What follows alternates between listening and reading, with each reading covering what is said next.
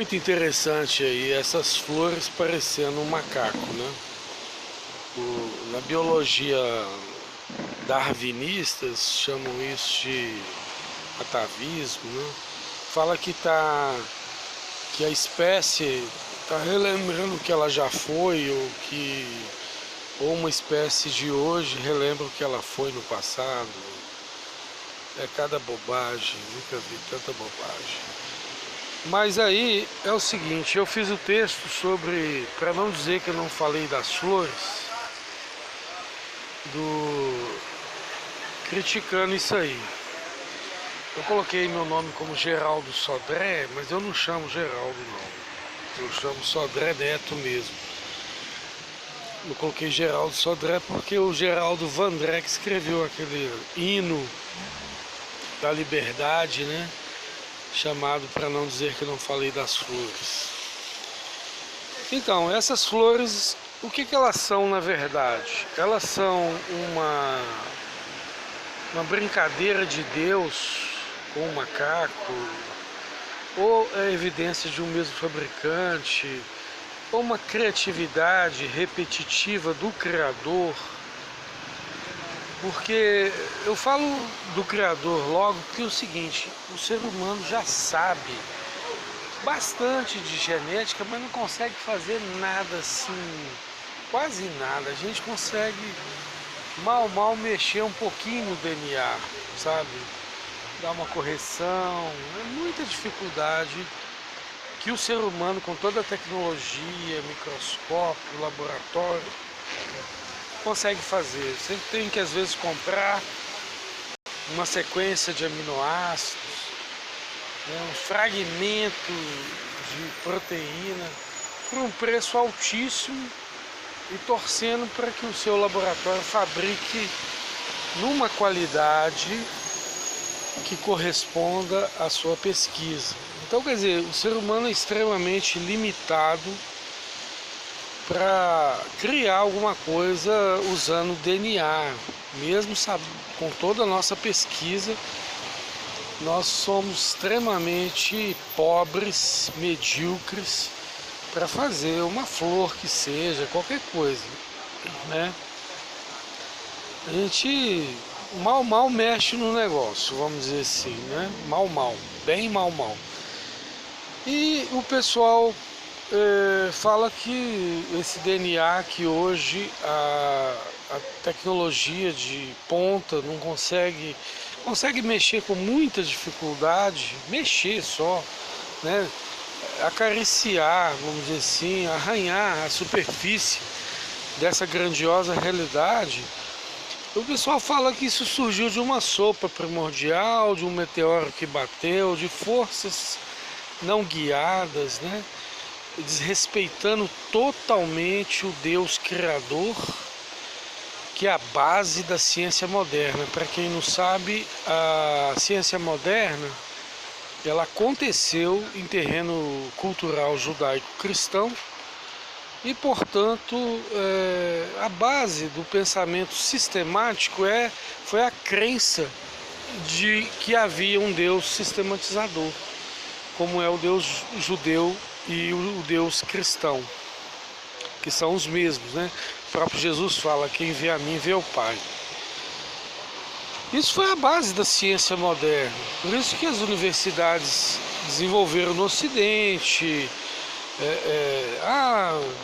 o Japão e a China estão lá na frente, eles copiaram tecnologia de quase todo mundo, né? Eram verdadeiros plagiadores. Lógico, depois deu uma melhoradinha, mas se você vai estudar a história da ciência, os grandes inventores veio quase tudo do Ocidente, né? Hoje está mudando isso, mas é quem crê num Deus sistematizador, ele consegue raciocinar muito melhor em cima da realidade. Por quê? Porque ele vai enxergar funções, propósitos, né?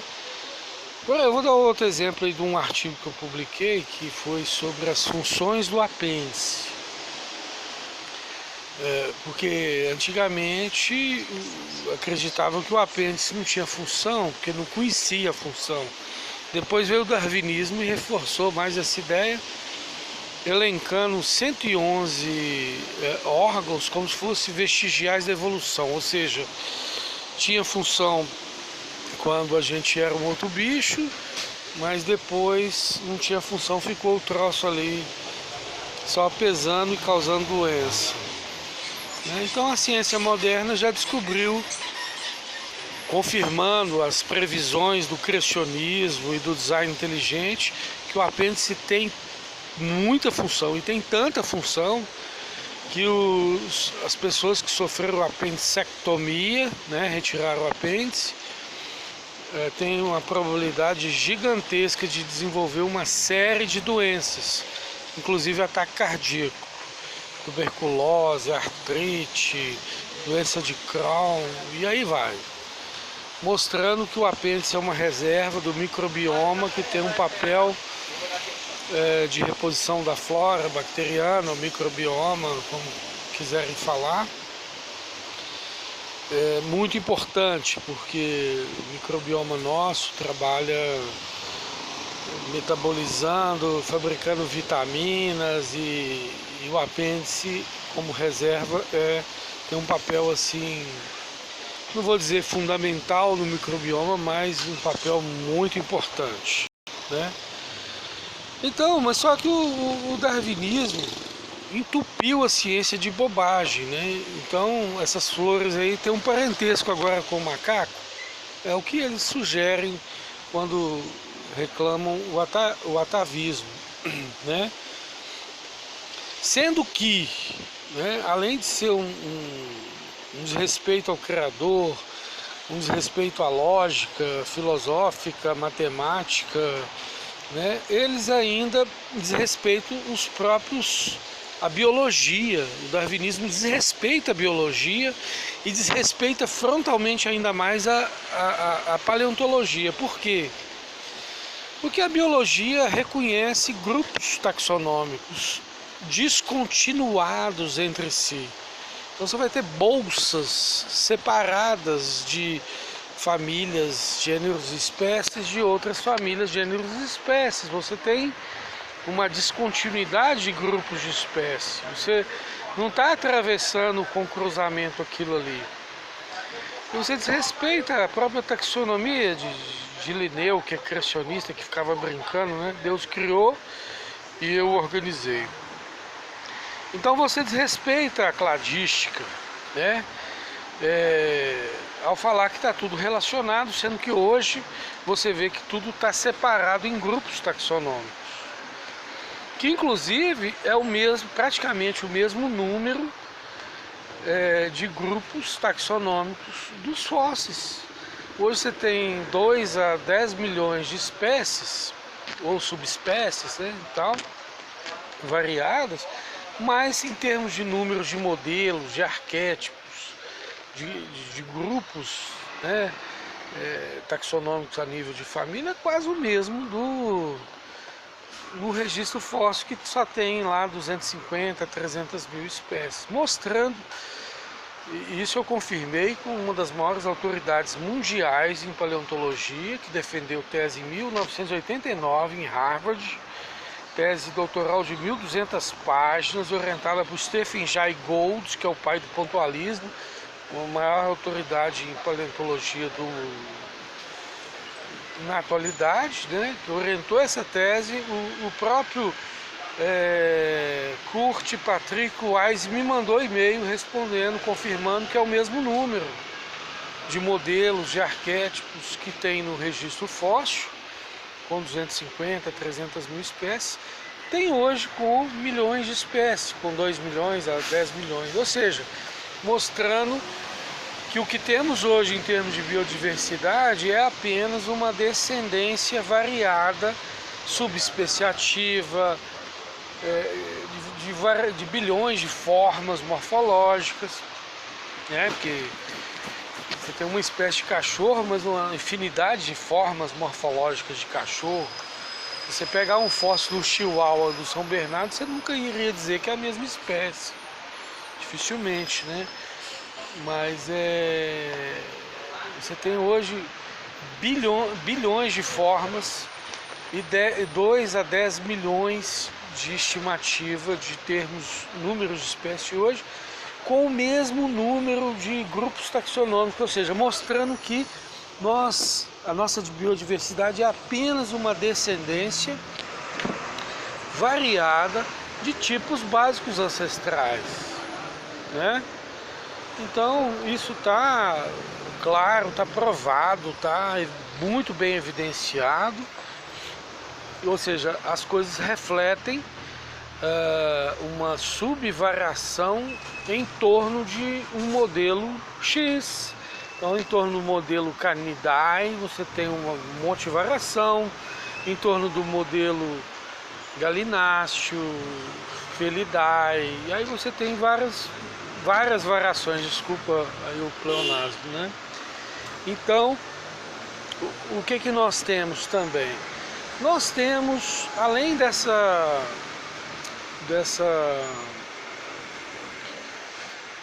desse mesmo número, praticamente o mesmo número, né? E praticamente o mesmo número são palavras do Kurt Patrick Wise, que ele me mandou um e-mail respondendo essa questão.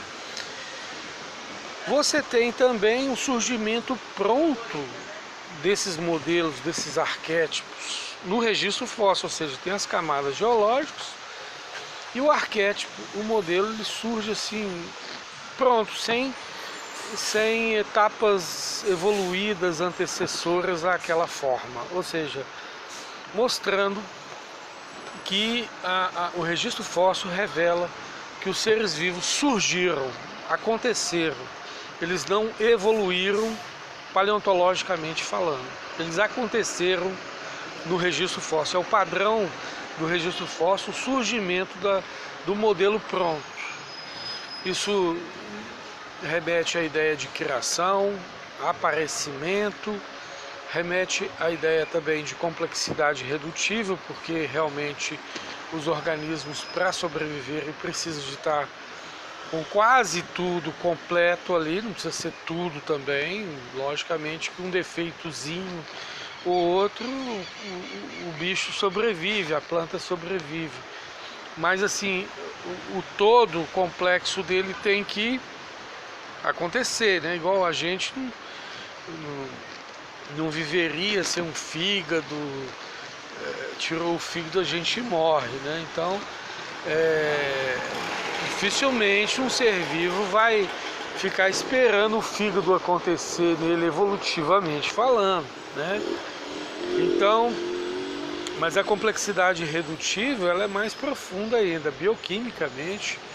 Dr. Michael Behe, uma das maiores autoridades nesse tema, seguido por Axel, que já publicaram em revistas A1, né? E a respeito, nós temos aqui no Brasil talvez o maior bioquímico, um dos maiores bioquímicos da atualidade, né? E o maior espectrometrista de massas da atualidade, ganhador da medalha Thompson, Dr. Marcos Nogueira Eberlin, que tematiza muito bem sobre a complexidade redutível, lançou aí um livro recente sobre isso, que teve a referenciação de 3 prêmios Nobel, e agora lançou um outro livro agora, Anteevidência, que eu não vi se tem referenciação de mais prêmio Nobel também, mas deve ter. O cara é fera, autor de 1018 artigos científicos, descobridor das reações dos íons gasosos. É um grande brasileiro aí que devia ser prestigiado aí, muito mais do que é, e só não está sendo por causa da fofoca dos darwinistas queimando o filme dele, porque ele se posiciona criacionista. Tanto é que ele mesmo me falou pessoalmente que saiu da Unicamp por conta de bullying que ele andava sofrendo no ambiente ateu universitário daquele local, que praticamente expulsou um gênio, um fenômeno da ciência moderna brasileira. Foi expulso da Unicamp por conta de bullying, por ele ser criacionista, enquanto essa bobagem do evolucionismo fica sendo ensinado com dinheiro público, tá? E quando eu falo dinheiro público, se fizer o cálculo do que se gasta de dinheiro para ensinar a bobagem do darwinismo, Se contabilizar 100 trilhões ainda é pouco, se for olhar o gasto no mundo, tá? Se colocar 100 trilhões de dólares ainda é pouco para contabilizar quanto que tem nos custado a bobagem do darwinismo, além de muitas mortes, influências a ideias violentas de eugenia, darwinismo social, racismo, né, que tenta dizer que uma espécie ela está mais próxima ao macaco do que o outro, sendo que elas estão descontinuadas tanto hoje na biologia taxonômica quanto no registro fóssil, está tudo descontinuado os grupos, né? E ocorre um surgimento pronto, revelando criação e complexidade irredutível. Vou colocar alguns artigos científicos abaixo para vocês confirmarem isso. E por último, a minha tese, né, que é admitido na paleontologia que 71% das formas fósseis elas se repetem. É uma ladainha de repetição de mesmas formas fósseis, sendo que a gente sabe que qualquer planta, qualquer animal mudou de ambiente, eles tendem a mudar, né? Ou seja, a mudança é fato, né? Teoria da evolução não é fato, mas mudança é fato. E por ser fato a mudança biológica dos seres vivos, nós não podemos aceitar de forma alguma, de jeito nenhum, que durante 544 milhões de anos só teve repeteco de mesmas formas no registro fóssil. Isso é um absurdo estatístico em relação à amostragem, um absurdo, né? Então, gente, eu peço aí a vocês que compartilhem esse vídeo, que desafiem os seus professores de biologia, os darwinistas que tiver aí, para ver se vem cá me rebater e rebater aí a turma do design inteligente, do criacionismo. Eu duvido, né? E ainda tem outras questões que a gente pode falar aí em outros vídeos aí, que a gente fala de datação e tal. Um grande abraço para todo mundo, um bom dia aí para quem me escutou, desculpa o áudio grande aí.